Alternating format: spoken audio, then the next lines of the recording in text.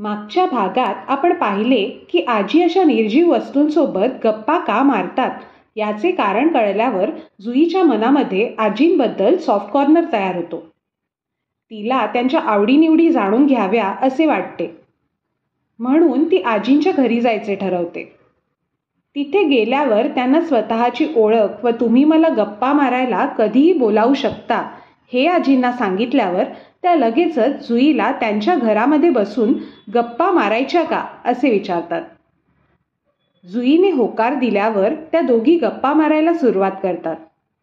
त्या गप्पांवरून त्या खरोखरच दोघी आजी व नात असल्याचे त्यांना जाणवून जाते.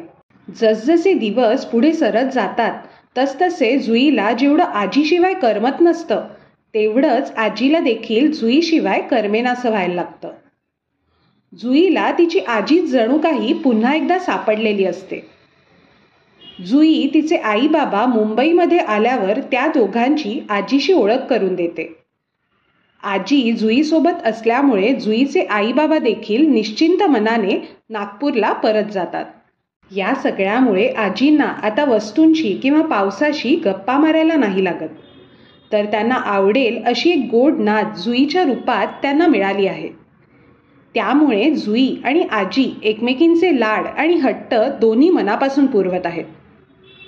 आजींना त्यांच्या मुलाबद्दल अजून तरी काही कळलं नाही, पण आजींना जुई नात म्हणून मिळाल्याने त्या खूप आनंदी आहेत.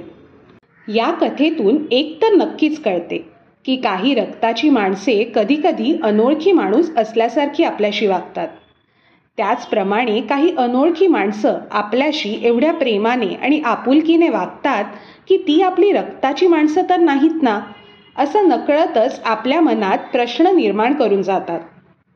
आजी व जुईचे हे गोड नाते सांगणारी ही कथा तुम्हाला आवडली असेल तर मनातले भावरंगला नक्की सबस्क्राईब करा.